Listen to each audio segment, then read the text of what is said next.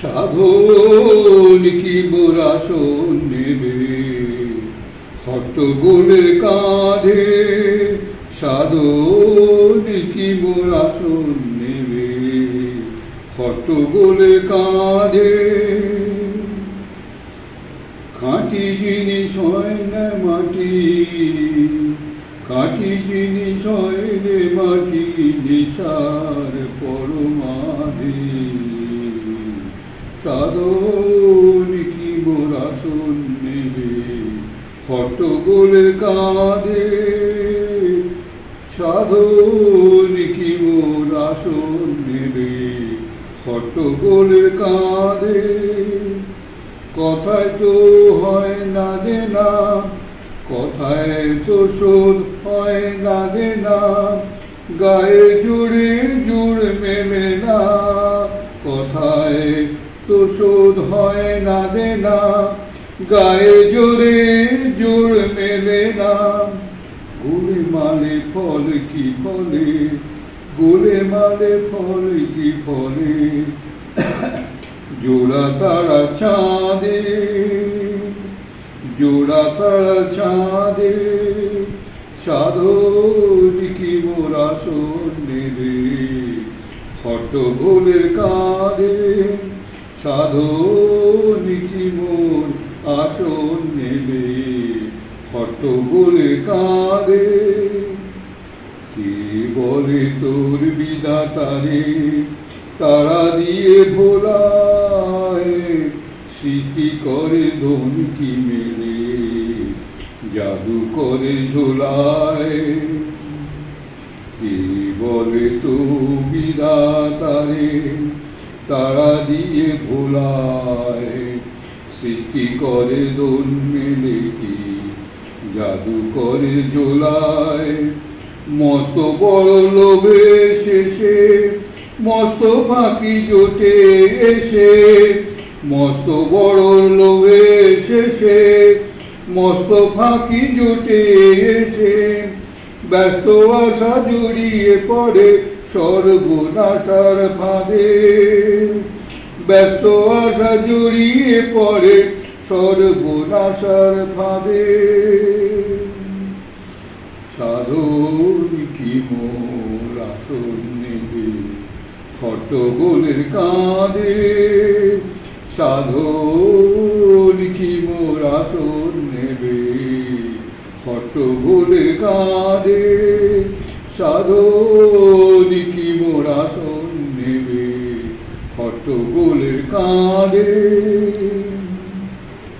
বেলুড়মঠের সন্ন্যাসীদের জীবন, এই সোমেশ্বরানন্দের কথা উনি বলছেন, ওনার যে অভিজ্ঞতা, বেলুড়মঠের সন্ন্যাসী উনি ছিলেন, তো তার অভিজ্ঞতার কথা বলছেন। বিশ্বের বহু জায়গায় গেছেন কে, রঙ্গনাথানন্দজি, ওনার সঙ্গ করেছেন, যা শুনে যে রঙ্গনাথ থেকে যেভাবে দেখেছেন সেটা বলছেন। বিশ্বের বহু জায়গায় গেছেন রঙ্গনাথানন্দজি, বিভিন্ন সংস্থা, কোম্পানি, বিশ্ববিদ্যালয় তাকে টাকা দিয়েছে অনেক সময়।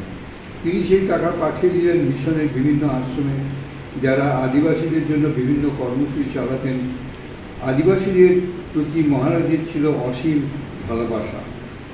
মহারাজ বাংলা ভাষাতেও বক্তৃতা দিয়েছেন, আস্তে আস্তে বলতেন শুদ্ধ বাংলা। উনি তো, ওনার শরীর ছিল সাউথ ইন্ডিয়া, দক্ষিণ ভারতের মানুষের, কিন্তু বাংলা ভাষাতেও বক্তৃতা দিয়েছেন, একটু আস্তে আস্তে বলতেন। আমার অভ্যাস তাড়াতাড়ি কথা বলা, বক্তৃতাতেও তার প্রতিফলন।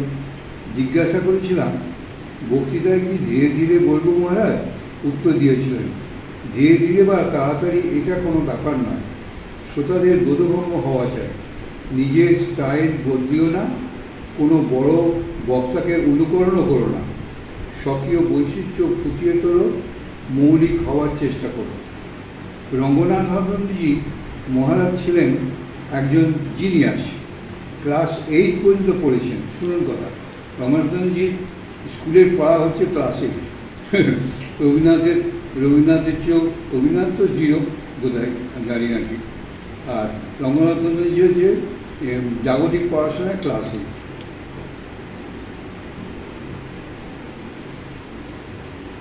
যে কোনো বিষয়ে কথা বলতে পারতেন, আলোচনা করতেন প্রখ্যাত বৈজ্ঞানিক, ঐতিহাসিক ও সমাজবিজ্ঞানীদের সঙ্গে। কেরালা রাজ্যের ছোট একটি গ্রামে জন্ম, 1908 সালের 15ই ডিসেম্বর। বাড়ির নাম ছিল শঙ্করন। রামকৃষ্ণ মিশনে যোগ দেওয়ার পর তার কাজ ছিল আশ্রমে রান্না করা, রান্নাঘরে কয়লার উনুনে রাঁধতেন, উনুনের পাশাপাশি স্বামী বিবেকানন্দের বই পড়তেন, বারবার পড়তেন। স্বামীজির লেখা বক্তৃতা, রান্নার সাথে সাথে তরকারি কোটা, বাসন মাজা, প্রাঙ্গণ ঝাঁট দেওয়া, অনেক কাজ করতে হতো তাকে। একটু সময় পেলেই ঘরে গিয়ে স্বামীজির বই নিয়ে পড়তেন। দেখুন, এমনি এমনি এরকম বড় মানুষ হয়। বড় মানুষ হতে গেলে অনেক কাণ্ড করতে হয়, তার বড় মানুষ হওয়া যায়। একবার স্বামী শিবানন্দজি মহারাজ, শ্রীরামকৃষ্ণ অন্যতম শিষ্য, এসেছেন ওই আশ্রমে বেলুড় মঠ থেকে। রামকৃষ্ণ মিশনের প্রেসিডেন্ট। কেরালা রাজ্যে কফি খাওয়ার চল বেশি, কিন্তু শিবানন্দজি চা খেতে অভ্যস্ত। তরুণ ব্রহ্মচারী শঙ্করন, মানে ওই বর্তমানে রঙ্গনাথনন্দজি, নিজেই চা তৈরি করে নিয়ে এলেন। মনে একটু দ্বিধাবোধ ছিল চা ঠিকমতো তৈরি হয়েছে কিনা। বিস্কুট চা খেয়ে শিবানন্দজিও খুব খুশি হলেন, এত খুশি যে ব্রহ্মচারীকে বর দিতে চাইলেন। বল কি বর চাস তুই, যা চাইবি তাই দেব। ব্রহ্মচারী এই ভাবছিল, এটা কী বল, ওই স্বামী শিবানন্দজি অনেককে এইভাবে বর দিয়েছে। ওর ভেতরে অনেক এই শক্তিতে এসে যেত বা ছিল। ব্রহ্মচারী শঙ্করন হাত জোর করে বললেন, মহারাজ, আমি যেন দেশের কোণে কোণে ঠাকুর স্বামীজির বাণী নিয়ে যেতে পারি মানুষের কাছে। শিবানন্দজি মহারাজ চা খেতে খেতে এত খুশি হয়েছিলেন যে সঙ্গে সঙ্গে বলে উঠলেন, আজ থেকে তোর জীবে মা সরস্বতী প্রতিষ্ঠিত হলো।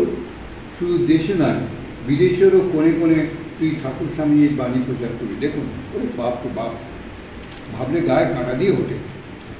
তখন উনি 8 ক্লাসের ছাত্র, 8 ক্লাস উনি পড়াশোনা করেছেন, করে স্কুল ছেড়ে দিয়েছেন, আশ্রমে এইসব কাজ করছে, উনুন জ্বালানো, আঁচ দেওয়া, রান্না করা, এইসব কাজ, কয়লা ভাঙা, এইসব কাজ করতেন। সেই অবস্থা বললেন যে পৃথিবীর কোণে কোণে তুই গিয়ে এবং সরস্বতী, মা সরস্বতী তোর জীবে বসে থাকবে।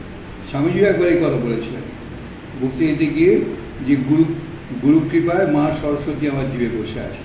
তো মা সরস্বতী যার জীবে বসে থাকে তার কি আর জ্ঞানের অভাব হয়?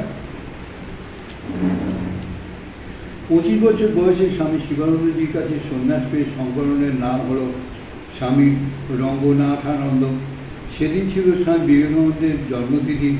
রেঙ্গুন সেই সময় 50 দেশে গিয়েছিলেন বক্তৃতা দেওয়ার জন্য। রেঙ্গুন ও করাচি আশ্রমের পর দিল্লি আশ্রমের অধ্যক্ষ ছিলেন দীর্ঘ 13 বছর রঙ্গনাথানন্দ, 1949 থেকে 1962 পর্যন্ত। সেই সময় 50টি দেশে গিয়েছিলেন রঙ্গনাথানন্দজি বক্তৃতা দেওয়ার জন্য। 1962 থেকে 67 পর্যন্ত অধ্যক্ষ ছিলেন কলকাতার ইনস্টিটিউট অফ কালচারে, গোল পার্কে। এরপর 1973 থেকে 1993 পর্যন্ত ছিলেন হায়দ্রাবাদ আশ্রমের অধ্যক্ষ। 1998 থেকে 2005 পর্যন্ত রামকৃষ্ণ মঠ মিশনের সংঘগুরু, মানে প্রেসিডেন্ট ছিলেন। বোধহয় পৃথিবীর এমন কোনো দেশ নেই যেখানে তিনি বক্তৃতা দিতে যাননি। এত বেশি আমন্ত্রণ আসত যে 8টা 9টা দেশের প্রোগ্রাম সম্মিলিতভাবে একের পর এক করতে হতো তাকে।